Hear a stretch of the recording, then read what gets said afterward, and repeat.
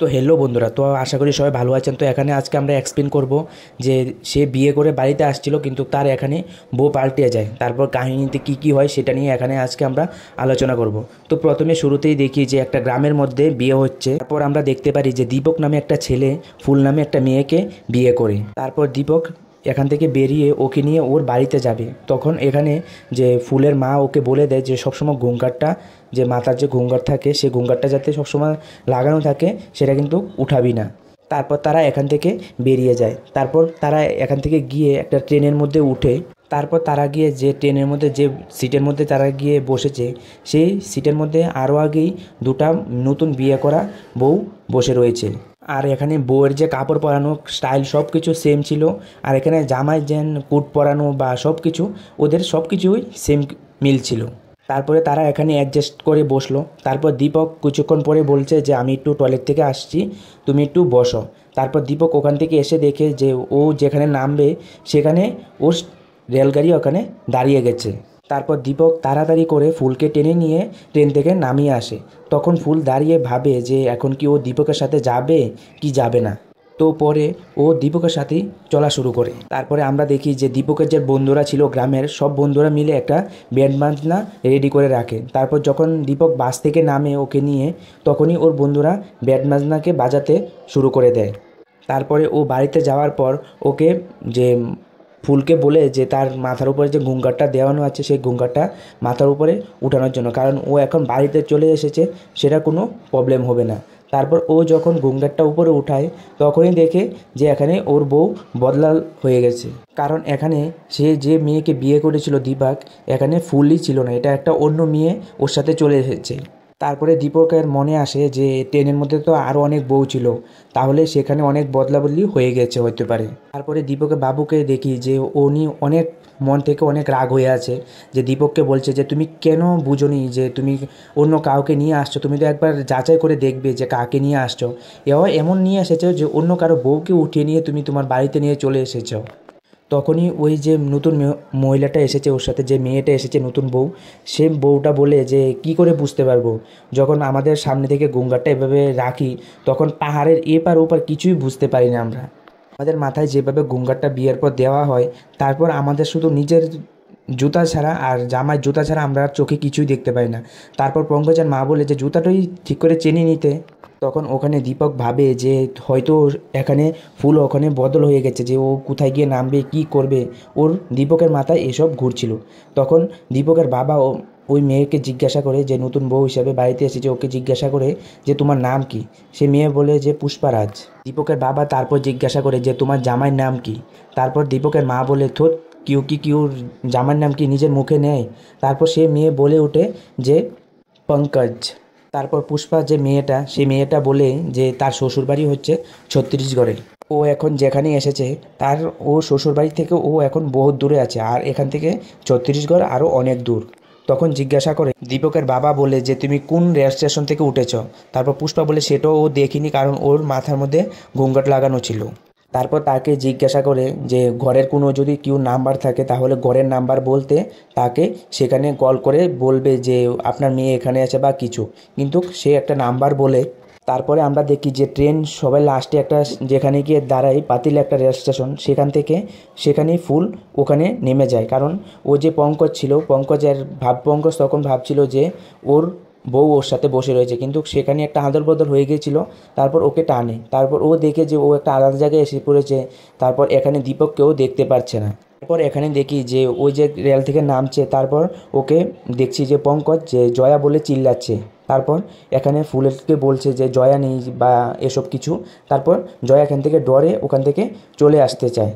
তারপরে এখানে আমরা দেখতে পাই যে এখানে জয়া যে পুষ্পা সেজে যে দীপকের বাড়িতে আছে, সে এখানে কেন ভুল কথা বলেছে, যে ওর জামাইয়ের ঠিকানা ও সব কিছু জানে বুঝে, কিন্তু সেখানেও ও ভুল কথা কেন বলেছে সেটা হচ্ছে বড় কথা। এখানে প্রদীপের যে ফ্যামিলি আছে, প্রদীপের ফ্যামিলি যে জয়া নামে মেয়েটা আছে, জয়ের জন্য কোনো টেনশন নেই। ওর সাথে যে স্বর্ণ ছিল সেই স্বর্ণের টেনশন ছিল তার উপরে, দীপকের পুরো ফ্যামিলির উপরে। তারপরে আমরা দেখতে পারি যে দীপক রেল স্টেশনে ও বাবাকে বলে ও রেল স্টেশনে দৌড়ে আসে, সাথে ওর বন্ধুরাও আসে। কিন্তু এখানে এসে ও খুব চিল্লায় যে ফুল বলে, কিন্তু ওকে কোথাও ওর তো শব্দ পাওয়া যাচ্ছে না বা ওকে কোথাও দেখা যাচ্ছে না। তারপরে আমরা দেখি যে প্রদীপের যে বন্ধুরা আছে তারা সবাই মিলে জয়াকে খুঁজে, কিন্তু জয়াকে কোথাও খুঁজে পাচ্ছিল না। তারপর তার বন্ধুদেরকে প্রদীপ বলে যে এত কিছু টেনশন করে লাভ নেই, যদি কালকে আসে তাহলে আসলো, আর না হলে পুলিশ স্টেশনে গিয়ে একটা কেস করে বাস ছেড়ে দেবো। আর এমনিও কি শ্বশুরবাড়ি থেকে যা আসার কথা ছিল তা তো চলেই এসেছে আর কি। তারপর তার বন্ধুদেরকে প্রদীপ বলে যে চলো আজকে ডলির ঘরেই চলে যাব, কারণ আজকে তো কিছু একটা করতে হবে না। মানে প্রদীপ এরকমই একটা ছেলে যে একটা মেয়েকে বিয়ে করে এনেছে, মেয়েটার জন্য কোনো টেনশন নেই যে এত মেয়েটা তো সব কিছু ছেড়ে এখানে ওর বাবা মাকে সব কিছুকে ছেড়ে ওর সাথে এসেছে, কিন্তু তার কোনো টেনশন নেই, ও অন্যরকমই একটা ভাবনা চলছে। তারপরে আমরা দেখি যে রাত্রেবেলা পুষ্পা বাইরে আসে, বাইরে এসে যে একটা সিমকে ও আগুনে পুড়িয়ে দেয়।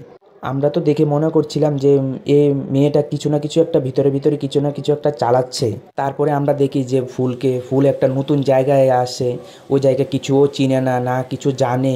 সে নতুন একটা স্টেশনের মধ্যে দাঁড়িয়ে রয়েছে, ওখানে মানুষ কীরকম ও কিছুই জানে না। তারপর ও ডরে গিয়ে একটা বাথরুমের টয়লেটের উপরে ও সারা রাতটা ঘুমাতে ঘুমাতে কাটিয়ে দেয়। তারপরের দিন সকালবেলায় ফুলের কাছে একটা আব্দুল আর একটা ছোটো বলে একটা ছেলেকে দেখতে পাই। তারপর তাকে ছোটো জিজ্ঞাসা করে যে কি হয়েছে, সে এখানে কি করতে আছে বা একা কি হয়েছে। তারপর এইসব কথা জিজ্ঞাসা করতে করতে তারপর ওকে বলছে যে পুলিশ স্টেশন যেতে, কিন্তু সে বলছে যে সে পুলিশ স্টেশন যাবে না।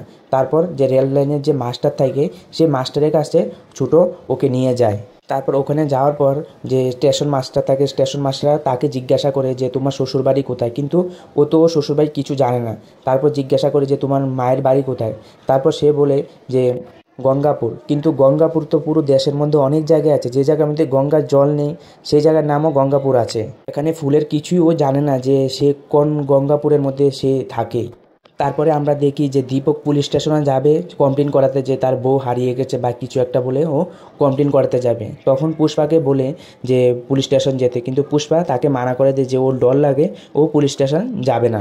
দীপক পুষ্পাকে বলে যে এটার জন্য আমি অনেক কষ্ট পাচ্ছি, ভিতর থেকে অনেক আমি লজ্জা বোধ করছি যে ফুল আমি জানি না ফুলকে আমি পাবো কি পাবো না, কিন্তু তোমাকে আমি ঠিক তোমার বাড়ির ঠিকানায় আমি তোমাকে পৌঁছে দেবো। তারপরে আমরা দেখি যে পুলিশ স্টেশনের যে মেন হেড ও হচ্ছে শ্যাম মনোহর মানুষের থেকে ঘুষ খায়, ও মানুষের থেকে টাকা নিয়ে তারপর ও কাজ করে। তারপর দীপক গিয়ে তাকে বলে যে গঙ্গাপুরের ফুল নামে মেয়েকে 27 তারিখ আমি বিয়ে করি। বিয়ের পরের দিনে আমার যে পুরো পরিবার আছে সবাই গ্রামের মধ্যে চলে এসেছিল, আমি একাই ওখানে থাকি, কারণ যে ফুলের দাদু দিদা ছিল তারার ইচ্ছা ছিল যে ফুলের বিয়ে হলে তাদেরকে নিয়ে গিয়ে পূজা করাবে। দীপক বলে যে আমি এখন যাকে ঘরে নিয়ে এসেছি সে ফুল না, সে পুষ্পা, একটা মেয়ে আমার সাথে চলে এসেছে। তারপর দীপক বলে যে আমি যাকে বিয়ে করেছিলাম সে আমার সাথে আসেনি, কিন্তু এখানে রেলের মধ্যে আরও অনেকেরে ছিল, রেলের মধ্যে সেখানে উলটপালট হয়ে যায়, সেখানে আমার সাথে এখন পুষ্পা চলে এসেছে। তারপর শ্যাম মনোহর তাকে জিজ্ঞাসা করে যে তোমার কাছে কি বিয়ের কোনো বা মেয়ের কোনো ছবি আছে, থাকলে আমাকে দাও। তারপর পঙ্কজ একটা ছবি ওকে দেয়, যে ছবিতে ছিল সে যে ফুলের ছবি আছে, কিন্তু সে ঘুমকাট লাগানো একটা ছবি। তাকে দেখে তো পুলিশ কিছুই বার করতে পারবে না, যা কি সেই ডায়লগটাই অনেক ভাইরাল হয়েছিল। তারপর তাকে জিজ্ঞাসা করে দীপককে যে ওর সাথে কি কি আছে, বলছে ওর সাথে কিছুই নেই, যে বলছে যে স্বর্ণ গয়নাগাটি ওর কাছে কি আছে কি নেই। তারপর দীপক বললেন না জানি রাস্তার মধ্যে অনেক কিছু হয়, তাই আমি আগেই ওকে বলেছি যে গয়নাগাটি সব কিছু খুলে আমার কাছে দিয়ে দিতে, তারপর সে রাস্তার মধ্যে আমার কাছে সব কিছু দিয়ে দিয়েছে। তারপরে আবার দীপক বলে যে ঘরের মধ্যে যে পুষ্পা নামে মেয়েটা আমার সাথে এসেছে, সে মেয়েটার গলার মধ্যে অনেক গয়নাগাটি সব কিছুই অনেক কিছু ভর্তি করা আছে। তারপরেও দীপক বলে যে এই মেয়েটা একটা মোবাইল নাম্বার দিয়েছে বাড়ির নাম্বারে কল করার জন্য, কিন্তু সেটা কল যাচ্ছে না, অন্য একটা রং নাম্বারে কলটা চলে যাচ্ছে। তারপর আমরা দেখি যে শ্যাম মনোহর দীপকের থেকেও টাকা খায় এই কাজটা ও করার জন্য। তারপর দীপককে বলে যে ঠিক আছে আমি দেখছি, আর কালকে আসার সময় তুমি সঙ্গে করে পুষ্পাকে নিয়ে আসবে। তারপর আমরা ওখানে দেখি যে ফুল যে ওকে যে ছোটো একটা ছেলে ছিল ও মঞ্জু মায়ের কাছে নিয়ে যায়, যে গিয়ে বলে যে ও এখন হারিয়ে গেছে, ও এখন কি করবে বা কিছু। যে এখানে মঞ্জু মায় যে রেল স্টেশন আছে, রেল স্টেশনের মধ্যে ও চায়ের দোকান লাগায়। তারপর মঞ্জু মায় তাকে জিজ্ঞাসা করে যে তোর না হলে তুই নিজের বাড়ি চলে যায়। তারপর ফুল বলে না আমি নিজের বাড়িও যাবো না, কারণ এখানে যদি এখন নিজের বাড়ি যায় তারপর বলবে যে শ্বশুরবাড়িতে পাঠিয়েছে, মেয়ে হারিয়ে গেছে, আরও কত কিছু বলবে। আমি গেলে ওই আমাকে পুরো টুকিয়ে এখান থেকে আমাকে ওই নিয়ে যাবে, মানে এখানে দীপকের কথাও বলছে। আর মঞ্জু মায়ের কথাবার্তির স্টাইল অনেক একটু গুন্ডা টাইপের মতন ছিল, তাই এখানে মঞ্জু মাইকে সবাই যে ওটো ড্রাইভার বা সবাই একটু ওর থেকে ডরিয়ে থাকতো। ও ফুলকে বলে যে পরে জামাই বাড়ির কথা ভাববে, এখন যদি কোনো কিছু একটা খুঁজে বের করে যে তোমার বাড়িঘর কোথায় বা কীভাবে তুমি বের করতে পারবে সেটা বের করে আগে তুমি নিজের বাড়ি চলে যাও। ফুল বলে যে আমাদের এলাকায় কোনো সময় কোনো মেয়ে জামাইকে সঙ্গে না নিয়ে ছাড়া কোনো মেয়ে আমাদের এলাকায় যায় না। তারপর মঞ্জুমায় বলে যে তোমার সাথে ফ্রড হয়েছে, কারণ তোমার স্বর্ণ গয়না দানা ও সব কিছু নিয়ে এখান থেকে ও ফুটিয়ে গেল। দেশের মধ্যে সবসময় হাজার দশক সাল থেকে এই দেশের মধ্যে মেয়েদের সাথে এরকম ফ্রড হতেই চলছে। ওই ফ্রডের নামটা হচ্ছে ভালা ঘরের বউ মেয়ে। ফুল ওখানে বলছে যে আমার সাথে কোনো রকমের ফ্রড হয়েছে না, আমার যে ঘরে বাড়ি আছে আমাদেরকে খুব ভালোভাবে শিক্ষা দেওয়া হয়েছে।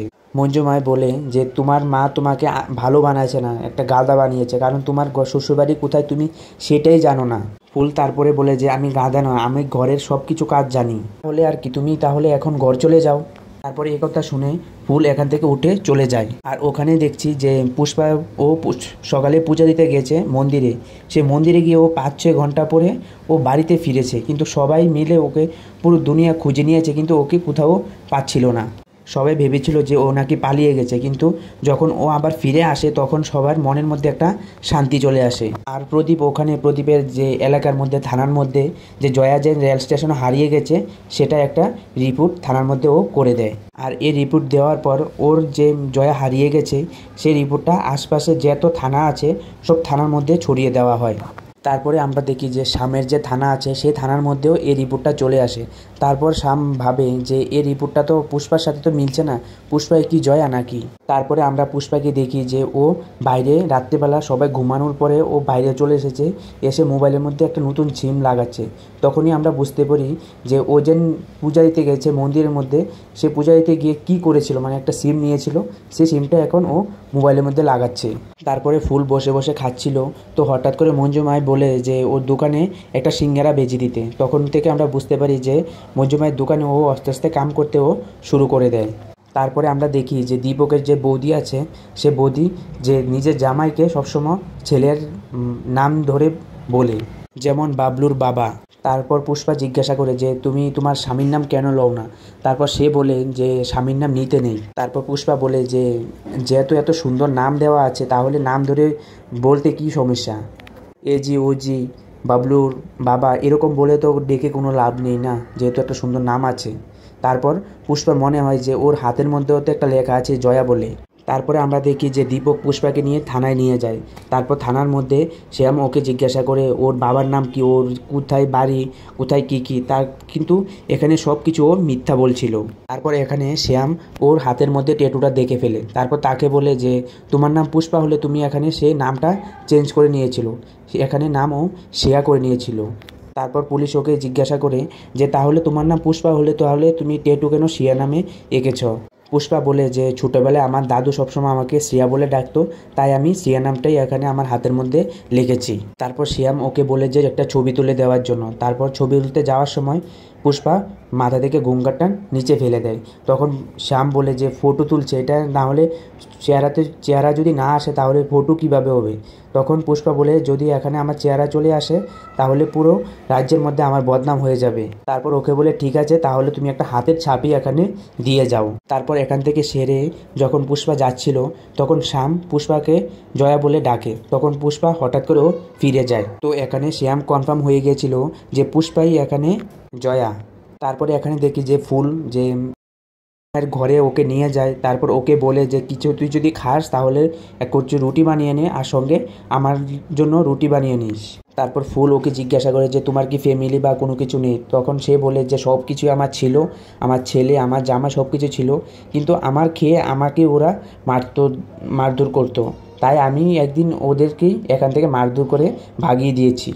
তখন বলতো যে যে ভালোবাসে সেই মারবে, এইরকম মারার থেকে ওকে একদম পুরো আমার বাড়ি থেকে বের করে দিয়েছি। তখন ফুল বলে যে কালকের জন্য দোকানের জন্য একটা মিষ্টি বানিয়ে নেই।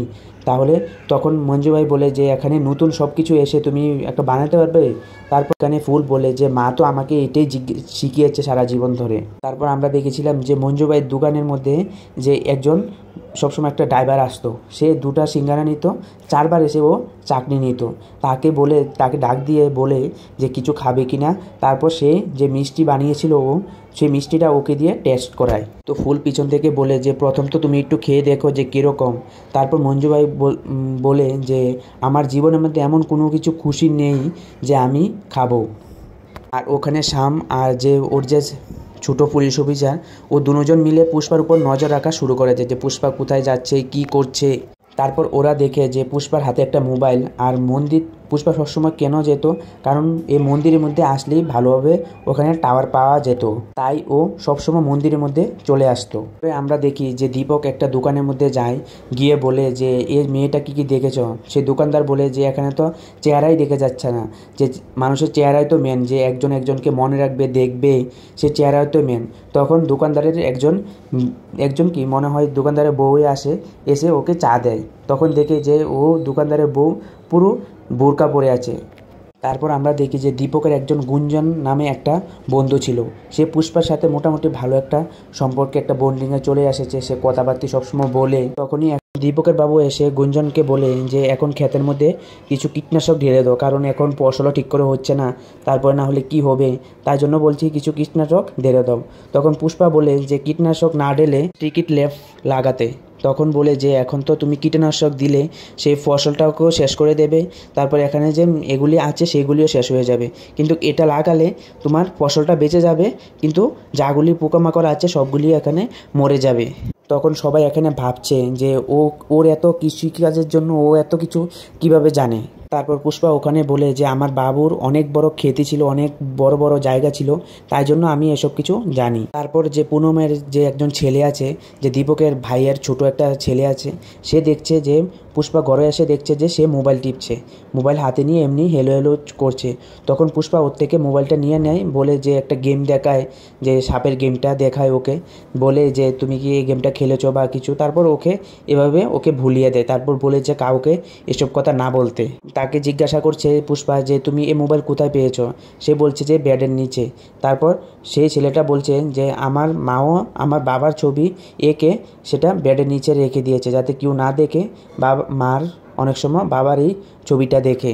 তখন বেডের নিচে থেকে পুষ্পা পুনমের স্বামীর ফটোটা ওর কাছে ও নিয়ে নেয়। তখন পুনম আসলে তাকে জিজ্ঞাসা করে যে এই ছবিটা কি তুমি এঁকেছো। তারপর পুনম বলছে হ্যাঁ এঁকেছি এমনি, কারণ একটা ফটো ছিল সেটা আধার কার্ডের মধ্যে লাগিয়ে দিয়েছে, তাই আমি ভেবে ওনার ফটো এখানে এঁকে নিয়েছি। তারপর পুনম বলে যে তাহলে তো তোমার ভিতরে অনেক কালা আছে, তুমি অনেক ভালো কাজ জানো। পুনম বলে যে এটার মধ্যে কালার কি আছে, কারণ এটা আমার হয়েছে তাই আমি এঁকে নিয়েছি, এটার মধ্যে তো কোনো কিছু নেই। তখন পুষ্পা বলে যে যদি যে কোনো কিছু এটার মধ্যে আঁকতে কোনো কিছু লাগে না, যদি এমন হতো তাহলে তো সবাই আঁকতে পারতো, ঠিক আছে, না হলে শুধু তুমি কেন এভাবে আঁকতে পারছো, কারণ এসবের মধ্যে আমাদের সরস্বতী মা আছে, সরস্বতী মা এসবের মধ্যে আমাদের আশীর্বাদ দেয় বলে আমরা এতটুকু আঁকতে পারি। তারপরে আমরা দেখি পুষ্পা আর গুঞ্জনের মধ্যে একটু কিছু চলছিল। তখন শ্যাম দূরে থেকে ওদেরকে লক্ষ্য করছিল। তখন এখানে শ্যাম ভাবছে যে এখন পুষ্পা নতুন একজন বান্দাকে এখানে ফাঁসানোর চেষ্টা করছে। তারপরে আমরা ফুলকে দেখতে পারি। তারপর ফুলকে বলেছে যে তুই কি লেখাপড়া কিছু জানিস, লিখতে জানিস। তারপর সে লিখেছে। তারপর এখানে ও ভাবছে যে তাহলে তো ও অনেক কিছুই জানে, কিন্তু ওদেরকে তো শুধু ঘরে রেখে শুধু রান্না করা বা এসবে ঘরের কাজে শেখানো হয়েছে কেন, তাহলে আমাদের মেয়েদের সাথে এরকম কেন করে। তখন মঞ্জুমাই বলে কোনো একটা মেয়ে ভালো কাজও করতে পারে, খারাপ কাজও করতে পারে। কোনো একটা মেয়ে সন্তান জন্ম দিতে পারে, সন্তানকে বড়ও করতে পারে।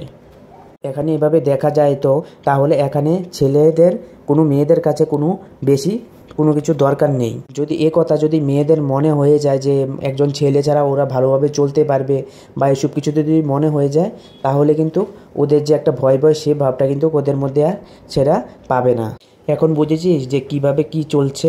তারপরে আমরা দেখি যে পুষ্পা রাত্রেবেলা সব কিছু গুছিয়ে ও বাড়ি থেকে চলার প্ল্যান করছে, যে এখান থেকে ও চলে যাবে।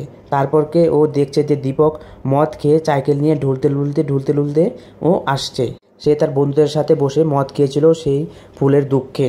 তারপর সে সাইকেল নিয়ে আসার সময় সে পড়ে যায়। তারপর পুষ্পা ওকে ধরে নিয়ে এসে খাটের মধ্যে শোয়ায়। তখন ঘুমানোর পরে ও দেখে যে দীপক ওর হাতটা ধরে শুধু ফুল ফুল বলে ও ডাকছে। তখন তার মনের মধ্যে একটা মানসিকতা সৃষ্টি হয়, দীপক এখানে কত কষ্ট পাচ্ছে শুধু ফুলের জন্য। তারপরে এখান থেকে আর পুষ্পা ও বাড়ি থেকে আর পালিয়ে না গিয়ে সে আবার পিছন দরজা দিয়ে গিয়ে ও ওর বেডে গিয়ে আবার ঘুমিয়ে পড়ে। তারপরে আমরা দেখি যে মঞ্জুবাই সে ফুলকে কিছুদিনের জন্য ও কাজ করেছে, তাই জন্য ওকে টাকা দিচ্ছে। কিন্তু ফুল এখানে বলছে যে লাগবে না, কিন্তু তাকে বলছে যে অনেক কাজ করেছিস, এ টাকাটা তুই রাখ। তখনই মনে মনে ফুলের ভিতরে খুব আনন্দ হচ্ছিল, কারণ সে তখনই বুঝেছে যে কিছু পরিশ্রম করেও কিছু টাকা ইনকাম করা যায়। অনেক টাকা না করা যায় না যায়, কিন্তু কিছু টাকা একটা আদর সমাদর সেটাও কামাই করা যায়। আর এখানে থানার মধ্যে পাতিলা থানা থেকে পুষ্পার ছবি চলে আসে। তো তখন ওখানেই কনফার্ম হয়ে যায় যে পুষ্পাই জয়া। তারপরে শ্যাম দীপকের বাড়িতে গিয়ে পুষ্পাকে গ্রেপ্তার করে নেয়।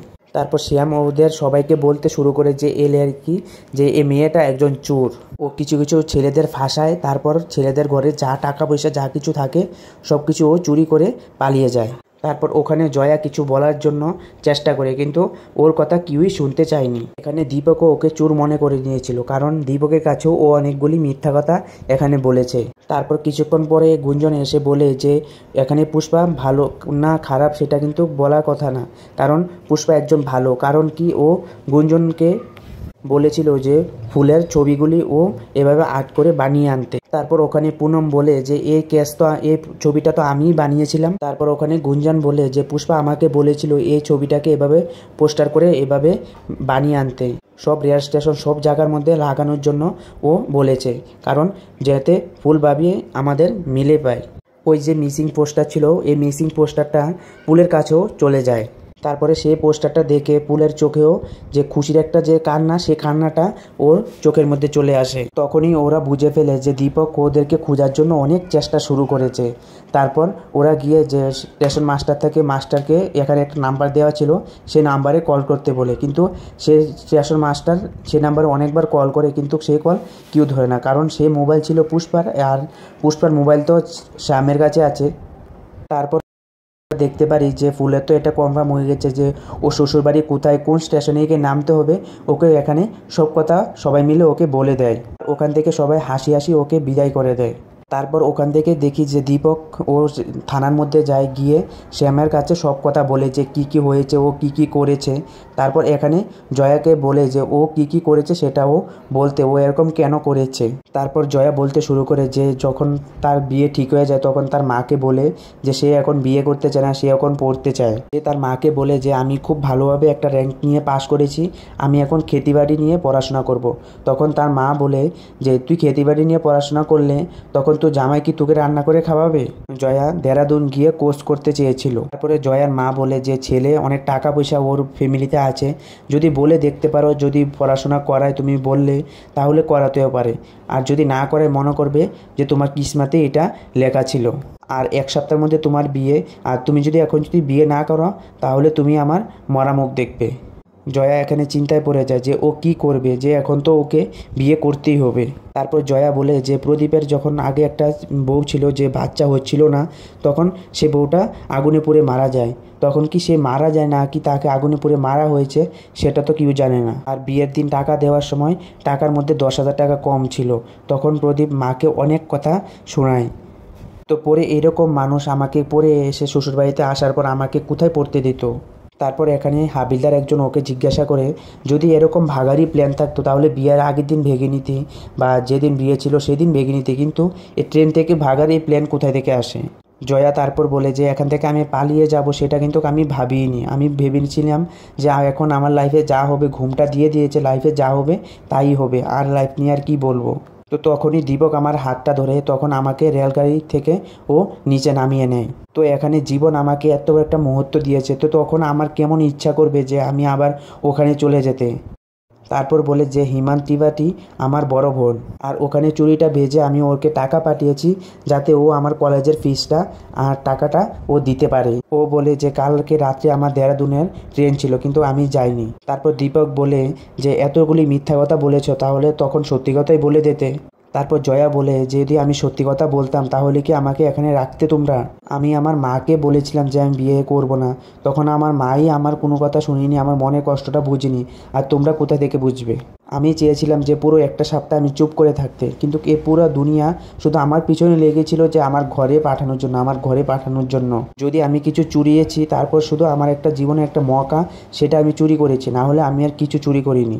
আমি এখান থেকে পালানোর পুরো প্ল্যান করে নিয়েছিলাম, কিন্তু এখানে দীপকের যে হালাল দেখে সেটা আমার আর মন দিচ্ছিল না, তাই আমি এখানে থেকে গেছি। তারপর ফুলের এখানে পোস্টার বানিয়েছি, এখানে ফুল মিলে গেলে সব কিছু ঠিক হয়ে যেত, তাই আমি এই পোস্টারগুলিও বানিয়েছিলাম। তখন জয়া বলে যে এই পোস্টারটা তো অনেকখানি জায়গায় গিয়েছে, যে এই নাম্বারে কি আমার মোবাইলটাতে কি কোনো কল টল এসেছে কি না সেটা দেখো। তখন শ্যাম দেখে যে 12টা কল এসেছে।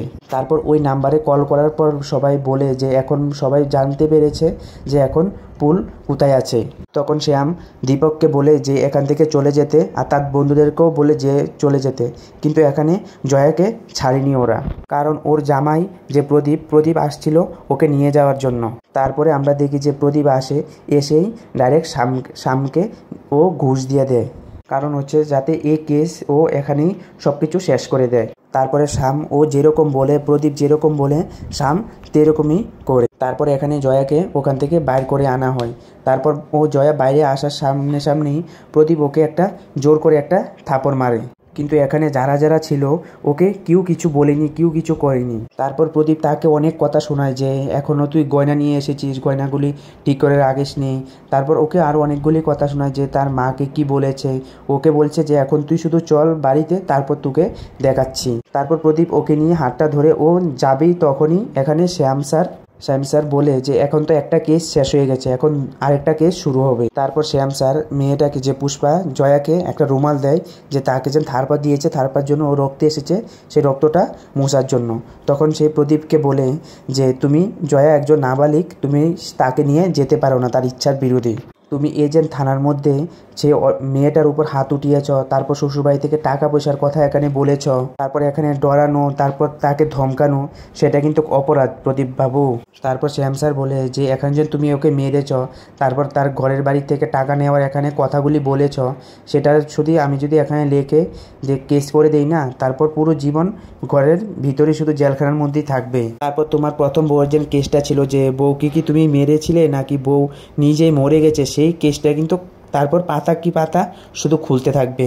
তারপরে প্রদীপ এখান থেকে যাওয়া শুরু করে, কিন্তু তখন আবার যে শ্যাম স্যার ওকে ডাক দিয়ে বলে যে গয়নাটা যে নিয়েছো পকেটের মধ্যে, সে গয়নাটা দিয়ে যাও। তারপর ও গয়নাটা মাটিতে ফেলে ও এখান থেকে চলে যায়। শ্যাম আগে যেতই টাকা নিয়ে যা কিছু খারাপ কাম করেছে, কিন্তু এখন সে খুব একটা ভালো কাম করেছে। তারপর এখানে জয়াকে সে যার কিছু স্বর্ণ ছিল সব স্বর্ণগুলি ওকে দিতে বলে যে ঠিক করে পড়াশোনা করবে। আর দীপক ওখানে ও ভাগতে তারপর ও রেল স্টেশনে গিয়ে পৌঁছিয়ে দেখে যে ওকে জিজ্ঞাসা করে যে একজন যে পিজির মতন থাকে ওদেরকে জিজ্ঞাসা করে যে ওখানকার রেল ও কি চলে গেছে না কি আছে। তারপর বলছে ও তো আধা ঘন্টা আগেই চলে গেছে। তারপর ও ভাবতে শুরু করে যে এখন কি ওকে মানে বাস দিয়ে কি ওই রেল স্টেশন আগের সামনের রেল স্টেশনে যেতে হবে, সেটা ভাবতে তারপর পিছন দিয়ে দীপক বলে সেখানে ফুল ওকে ডাক দেয়। তারপরে তাকে তার যে ফুল ছিল সেই ফুল তাকে মিলিয়ে যায়। তারপর দুজন একজনকে পাওয়ার পর যে ভিতরের যে এতদিনের আবেগ, এতদিনের সব কিছু, তারপর সব কিছু এদের সামনেই সব কিছু মিটে যায়। তারপর দীপক ওকে বাড়িতে নিয়ে যায়, আর পরিবার সবাই তারা অনেক খুশি হয় যে ঘরের নিজের আপন বউ যে বউ হারিয়ে গেছিলো সে বউ এখন বাড়িতে চলে এসেছে। আর এখানে পুলের যে বাড়িতে ও পৌঁছে গেছে শ্বশুর বাড়িতে, সে খবর মঞ্জু মায়ের কাছে অবধি পৌঁছে যায়। তারপর তারাও খুব আনন্দিত হয়ে থাকে। আর ওখানে দেখা যায় যে মঞ্জু মাই তো যে মিষ্টি বানিয়েছিল ফুল, সেই মিষ্টি ও খেয়ে দেখেনি, কিন্তু তখন সে একটু মিষ্টি খেয়ে দেখেছে। তারপরে আমরা দেখি যে জয়া দেহরাদুন যাচ্ছে ও পড়াশোনা করার জন্য, আর যে দীপকের যে পুরো পরিবার আছে, পরিবার সবাই ওকে ছাড়তে এসেছে। তারপরে এখানে জয়া সবার সাথে খোলামেলা করে তারপরে এখান থেকে সবাইকে বলে যে আবার আমি ফিরবো। তারপর সে তার নিজের পথে সে বেরিয়ে যায়। তারপর এই কাহিনীর সাথে এই মুভি এখানেই শেষ হয়ে যায়। তারপর আমাদেরকে পুরো কাহিনীতে অনেক কিছু শেখানো হয়েছে, অনেক কিছু বোঝানো হয়েছে, কারণ এখানে পুরো কাহিনীটাকে ফোকাস করানো হয়েছে যে মেয়েরা আজকালকার দিনে যে বিয়ে করে নেয় বা ফ্যামিলির চাপে বিয়ে করতে হয় ওদেরকে, যে ওরা চায় না বিয়ে করতে কিন্তু ওদেরকে তবু বিয়ে করতে হয়, সে কাহিনীটাকে এখানে যেভাবে ফুটিয়ে তোলা হয়েছে যে ওদের অনেক কিছু কাজকর্ম জানে, অনেক কিছু ওরা বুঝে, কিন্তু সেভাবে কাজকর্ম করে ওরা যে কিছু একটা করতে পারবে সেটা কিন্তু ওদের ফ্যামিলিরা বা ওদের সাথে যারা চলে সেটা কিন্তু কেউ বুঝে না। আর এখানেও বোঝানো হয়েছে যে একজন মহিলারা যে একজন সমাজের মধ্যে তাদের কতটুকু প্রয়োজন, তাদের কতটুকু দরকার। যে একটা মেয়ে যখন বলবে যে ও বাইরে একা থেকে পড়াশোনা করতে চায়, ও বাইরে যেতে চায়, বাইরে গিয়ে কিছু করতে চায়, ঠিক আছে, তখন ওরা মানে ওর ফ্যামিলি বা পাড়া প্রতিবেশী সবাই ওকে তখন বলবে যে মেয়ে এখন ও খুব ভালো একটা খারাপ পথে চলে যাচ্ছে, ও মেয়ে এখন হাতের মুঠে নেই, হাতের মুঠে থেকে ও বেরিয়ে যাচ্ছে, মানে অনেকের মাইন্ডে অনেক কিছু চলতে থাকে। তারপর এখানে আমাদেরকে আরেকটা জিনিস বোঝানো হয়েছে যে যখন আরেকটা মেয়ে আরেকটা ফ্যামিলিতে যায়, যে আরেকটা ফ্যামিলি আমাদের ফ্যামিলিতে আসে, তখন এই মেয়েটাকে যেভাবে তুমি দেখবে, তারপর যে আরেকটা ফ্যামিলিতে তোমার মেয়েটা গেছে, তখনই সেই ফ্যামিলি তারাও তোমার মেয়েটাকে সেভাবেই দেখবে যে তুমি এখন তুচ্ছার করছো, যে মানে কোনো কিছু হয় না, এসব হয় না, ওই সব হয় না, সেসব কথা যদি মাইন্ডে বা মেয়েটাকে বলা হয়, মেয়েটার অনেক খারাপ লাগে, মেয়েটার ভাবতেও অনেক কিছু মাথায় চলে থাকে। আর এখানে বোঝানো হয়েছে যে মেয়েরা সব কাম পারে এরকম না, যে মেয়েরা কোনো দিক দিয়ে পিছিয়ে আছে, মেয়েরা সব কিছুই পারে। যে এখনকার সমাজ তো কিছু মানে এখানে ডেভেলপমেন্ট হচ্ছে, কিন্তু আগেকার যে সময় যে কাহিনীটা দেখানো হয়েছে 2001 সালে, তখনকার সময়টা আর ওখানকার সময়টা কিন্তু অনেক ডিফারেন্ট হয়ে গেছে। যে একটা মেয়ে এতগুলি কাজ জানবে, এতগুলি কাজও করতে পারবে, সেটা কিন্তু অনেক বড় ব্যাপার। আর পুরো কাহিনীটা আমার দারুণ লেগেছে। আর আপনাদের কীরকম লাগলো সেটা কিন্তু কমেন্ট করে জানাতে ভুলবেন না। আর যদি ভিডিও ভালো লেগে থাকে তাহলে চ্যানেলটাকে সাবস্ক্রাইব করে কমেন্ট করে জানিয়ে দেবেন, আর একটা সঙ্গে ছোটো করে একটা লাইক করে দেবেন। তো আজকের জন্য বাই। আর যদি ভিডিওটা ভালো লেগে থাকে তাহলে